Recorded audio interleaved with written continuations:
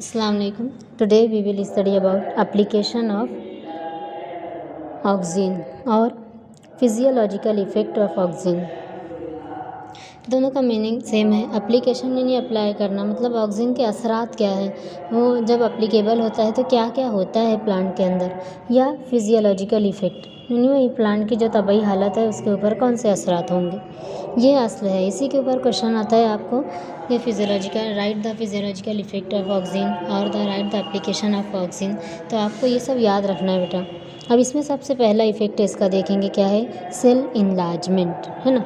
सबसे पहली चीज़ आपने लास्ट चैप्टर जो मैं स्टडी की आप किए थे स्टडी, आपको जो मैं बताई थी कौन सा था वो, प्लांट वाटर रिलेशन, उसमें आपने देखा था region of root. Region of root में आपने थर्ड रीजन देखा था, region of absorption. Region of absorption से पहले जो सेकंड रीजन है, रीजन ऑफ इलोंगेशन। सेल कैसा हुआ था, इलोंगेट हुआ था। मैंने क्या बताया था, पहला जो रीजन था वो सेल डिवीज़न का, जहाँ स्मॉल छोटे छोटे सेल रहते हैं। उसके बाद सेल इलोंगेशन के रीजन में सेल की हाइट बढ़ती है, इनलार्ज जो होते हैं वो उनकी ग्रोथ बढ़ती है, तो सेल इलोंगेशन कहा जाता है। तो उस सेल इलोंगेशन के लिए ये ऑक्सीजन रिस्पॉन्सिबल होता है। जब ऑक्सीजन रिलीज़ होता है बॉडी के अंदर तो सेल के अंदर इनलार्जमेंट होता है, सेल की साइज़ बढ़ती है। इसीलिए यहाँ पर कहा गया है oxygen is responsible for sale enlargement. जैसे ही ऑक्सीजन रिलीज़ होता है उसका असर शुरू होता है, जो न्यूली बॉर्न सेल होते हैं स्मॉल साइज़ के होते हैं वो लंबे होते जाते हैं, जो छोटे होते हैं ना इस तरीके से छोटे वो इलोंगेट होने लगते हैं, उनकी साइज़ बढ़ने लगती है। दूसरा है इसका अपाइकल डोमिनेंस। अभी अपाइकल डोमिनेंस है, डोमिनेंट और रिसेसिव आपको बार बार आ रहा है, यहाँ हम इस चैप्टर में यूज़ करते हैं। डोमिनेंट यानी कि जो गालिब आता है, अपाइकल यानी सिरे का, पौधे का जो एकदम ऊपरी हिस्सा होता है उसको कहते हैं अपाइकल पार्ट, टिप का पार्ट। तो वहाँ पर ऑक्सीजन रिलीज़ होता है और जिसकी वजह से वहाँ सेल डिवीज़न होता है और फास्ट ग्रोथ होती है, जिसकी वजह से पौधे की हाइट बढ़ती जाती है। तो इसको अपाइकल डोमिनेंस कहते हैं। बहुत सारे पौधे हैं, जैसे हमारी कॉलेज में आईडीपी बिल्डिंग के अतराफ़ में जो आप देखेंगे अशोका का प्लांट जो है, सरू का जो दरख्त है ना, उस दरख्त को देखेंगे बहुत ज़्यादा हाइट होती है, हमारी बिल्डिंग से भी ऊंचा हो गया है। और जो कोनिफर्स होते हैं, कोनिफरस जो सनोबरी जंगलात होते हैं, जो जिम्नोस्पर्मिक प्लांट होते हैं, उनमें बहुत ज़्यादा हाइट है। तो ये क्या है, इसमें अपाइकल डोमिनेंस है। वो जो है लेटरल बर्ड्स में इतनी ग्रोथ नहीं होती है, जो अपाइकल बर्ड होती है उसमें बहुत ज़्यादा ग्रोथ होती है, सेल डिवीज़न होता है और उनकी हाइट बढ़ती जाती है। जैसे ये मेन बिल्डिंग के पीछे आप देखेंगे, अब तो नहीं है, पहले यहाँ पर था। नीलगिरी का प्लांट जो है बहुत ज़्यादा हाइट होती है इसकी भी, है ना। तो वो हमारी बिल्डिंग पहले 2 मंजिला थी, अभी 3 मंजिला हो गई है। 3 मंजिला से ऊपर वो दिखाई देता था आईडीबी बिल्डिंग से, आज उससे भी ज़्यादा हाइट थी। तो बहुत तेज़ी से बढ़ता है जो सिरा उनका ऊपर का, तो उसको कहा जाता है अपाइकल डोमिनेंस, और उसके लिए रिस्पॉन्सिबल होते हैं ये ऑक्सीजन्स, है ना।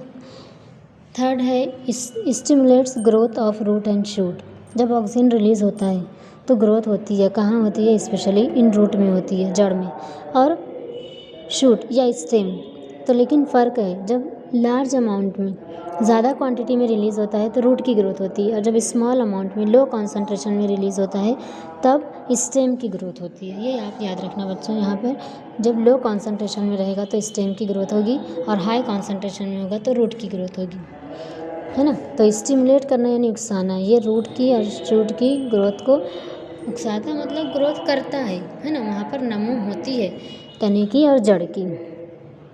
Use in tissue culture for callus formation. अब आपके लिए ये नया है। अभी अगला जो चैप्टर है बायोटेक्नोलॉजी, उसमें आप स्टडी करेंगे। टिश्यू कल्चर एक टेक्निक है, मॉडर्न टेक्निक है प्लांट की ग्रोथ की, वहाँ आप बहुत डिटेल में पढ़ोगे।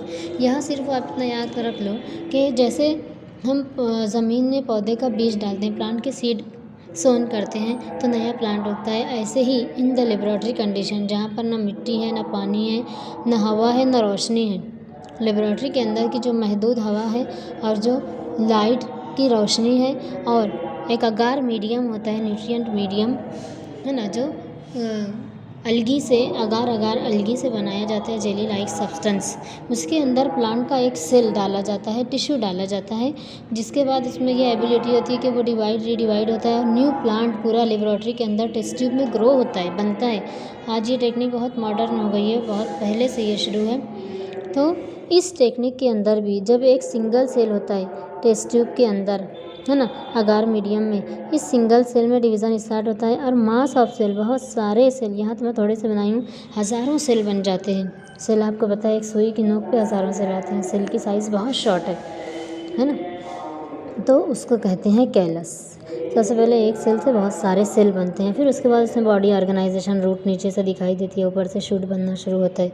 तो पहला प्रोसेस जो होता है कैलस, मास ऑफ सेल, उसको बनने के लिए ऑक्सीन यहाँ पर डाला जाता है, जिसकी वजह से ये कैलस फॉर्मेशन होता है। समझ में आया?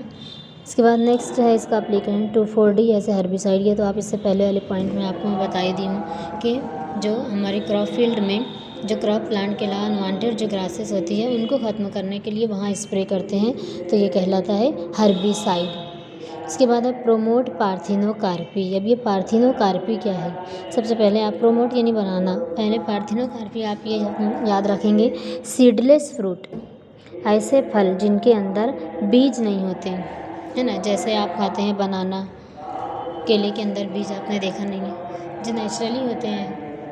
ये पार्थिनोकार्पी ना नेचुरल भी होती है और आर्टिफिशियल भी होती है। मतलब यहाँ क्या होता है, फर्टिलाइजेशन का प्रोसेस नहीं होता है, मेल और फीमेल गैमेट नहीं मिलते हैं, और फ्लावर की ओवरी जो है वो बढ़ती चली जाती है और राइपन हो जाती है, फल पूरा पक जाता है। लेकिन फर्टिलाइजेशन नहीं होने की वजह से, अमल बराबरी नहीं होने की वजह से बीज अंदर नहीं बनता। बीज कब बनेगा? जब मेल और फीमेल के गैमेट फ्यूज्ड होंगे, जब बीज बनेगा, है ना। ये बहुत डिटेल्ड है, आप ओव्यूल देखेंगे, ओव्यूल के अंदर यहाँ पर जो एग होता है, ऊपर से ये पॉलन ट्यूब से ये मेल गैमेट आता है, यहाँ इससे फ्यूज़ होता है। जब ये दोनों मिलते हैं इसको फर्टिलाइजेशन कहा जाता है, और इसी से ये डेवलप होकर अंदर पूरा सीड बनता है। फ्रूट के अंदर की कंडीशन होती है ये आप जो तो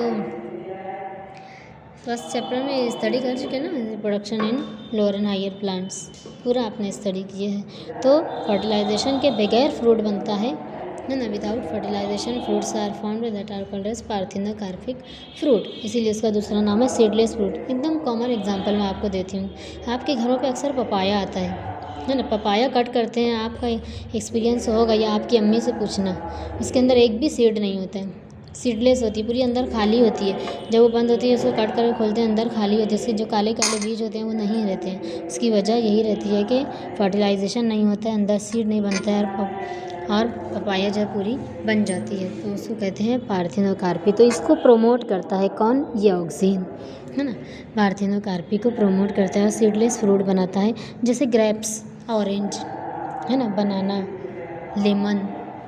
हम तो अभी लेमन में, ऑरेंज में देखते हैं, तो इसको बनाया जाता है आर्टिफिशियली। जब पार्थिनोकार्पी इंड्यूस की जाती है तो यही ऑक्सीन फ्रूट के अंदर डाला जाता है, जिसकी वजह से उसमें सीड नहीं बनते, फ्रूट में नहीं डालते हैं। जब फर्टिलाइजेशन होने वाला रहता है उससे पहले के टाइमिंग में ये इंड्यूस किया जाता है।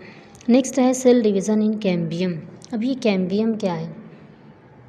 कैम्बियम आपने पढ़ा है स्टिलार रीजन में, प्लांट का जो स्टिलार रीजन है, जो सेल की लेयर आप देखते हैं, एपिडर्मिस है, हाइपोडर्मिस है, फिर कॉर्टेक्स है, उसके बाद एंडोडर्मिस है, और एंडोडर्मिस के बाद यहाँ जाइलम, है ना, और फ्लोएम होते हैं। उनके दरमियान जो बारीक बारीक सेल की लाइन होती है उसको कैम्बियम कहते हैं। तो इस कैम्बियम के अंदर सेल डिवीज़न होता है। जनरल आप लकड़ी की बखार में देखोगे जो कुंदे होते हैं घरों में, बकरीद पे, ऐसी लकड़ी के बड़े बड़े तोदे जो वहाँ पड़े रहते हैं, ऐसे गोल गोल रिंग दिखाई देती है ना, तो ये जो रिंग है ये कैम्बियम रिंग है। जब ये रिंग बढ़ते जाती है तो उसकी गर्थ बढ़ती है, और इसी रिंग से मालूम किया जाता है कि कितनी साल का पौधा है, उसकी एज मालूम होती है। तो यही कैम्बियम के अंदर सेल डिवीज़न इस ऑक्सीन की वजह से होता है। देन इंड्यूस फ्लावरिंग, जो फ्लावरिंग प्लांट होते हैं, प्लांट के अंदर ऐसे पौधे जिसमें फूल ज़्यादा आते हैं, उनमें फ्लावरिंग इंड्यूस करने के लिए कुछ पौधे में अगर कम हो रही तो हम ऑक्सीजन यूज़ कर सकते हैं। और आर्टिफिशियल नेचुरली प्लांट के अंदर रिलीज़ होता है ऑक्सीजन, तो फ्लावरिंग होती है। जैसे प्लांट है, लीची है, पाइनएप्पल है, इनके अंदर आर्टिफिशियल ऑक्सीजन यानी निथोलिन एसिटिक एसिड NaA और 2,4-D फेनिक्स एसिटिक एसिड डाला जाता है, तो यहाँ फ्लावरिंग होती है ना। Then premature fruit drop, आप कॉमन सुने होंगे अक्सर, जो घरों में भी प्लांट लगाते हैं तो उनके फ्रूट बनते हैं, फ्लावर आते हैं, फ्रूट बनते हैं, लेकिन पूरे फ्रूट बन नहीं पाते हैं और फॉल डाउन हो जाते हैं, गिर जाते हैं। उसकी वजह भी बहुत सारे अंदर दूसरे हार्मोन होते हैं, तो इसलिए फ्रूट ड्रॉप ना हो तो ऑक्सीजन वहाँ पर डालेंगे तो ये प्रिवेंट करेगा, रोकेगा प्री मैच्योर फ्रूट के ड्रॉप होने से। प्री मैच्योर यानी जो पूरा बना नहीं है, मैच्योर नहीं हुआ, ऐसे फल जो गिर जाते हैं उनको फिर वो रोकेगा और वो गिरेंगे नहीं, है ना, प्लांट में लगे रहेंगे और पूरे फॉर्म होंगे, मैच्योर होंगे। Prevent formation of abscisic layer. Prevent formation of abscisic layer यानी एब्सिसिक एसिड जब रिलीज़ होता है बहुत क्वांटिटी में, उससे एक लेयर बन जाती है जिसकी वजह से ग्रोथ रुकती है। ये ग्रोथ इनहिबिटर हार्मोन है, तो इसको रोक देता है, इस लेयर को बनने को ऑक्सीजन रोक देता है। प्रिवेंट यानी रोकना, फॉर्मेशन यानी बनाना।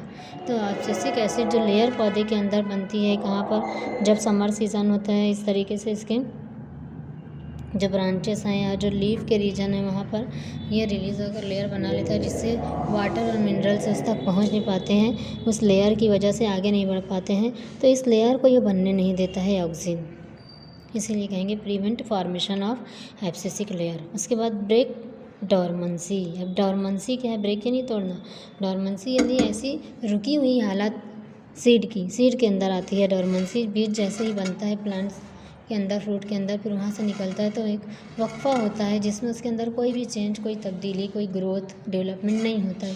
उस रुकी हुई हालत को, उस कंडीशन को कहा जाता है डॉर्मेंसी। तो बहुत सारे बीज ऐसे हैं जो डॉर्मेंट ही रह जाते हैं, ग्रोथ होती ही नहीं है।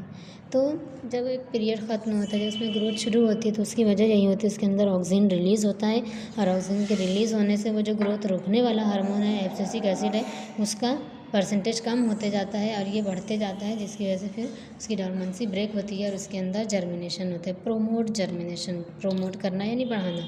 फिर जर्मिनेशन होता है यानी उसमें से सीडलिंग निकलती है और धीरे धीरे सीडलिंग आगे बढ़ती है, तो फिर उसमें एक उपल यानी कि शूट्स फॉर्म होते हैं और रूट्स फॉर्म होते हैं। जैसे आपके घरों में देखो, मठ जो बीज होता है उसको पानी में आपकी अम्मी भिगाते हैं, फिर वो पानी फेंक देते हैं, 2 दिन के बाद आप देखो बड़ी बड़ी कोपल निकल जाती है। इसको कोम, मराठी में कोम कहा जाता है, उर्दू में कोपल कहते हैं और इंग्लिश में सीडलिंग कहते हैं।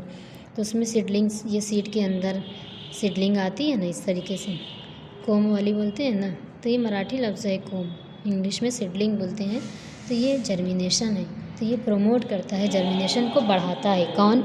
ऑक्सीजन जर्मिनेशन को बढ़ाता है, डॉर्मेंसी को ब्रेक करता है। इस तरीके से यहाँ पर ये फिजियोलॉजिकल इफ़ेक्ट ऑक्सीजन के कंप्लीट होते हैं।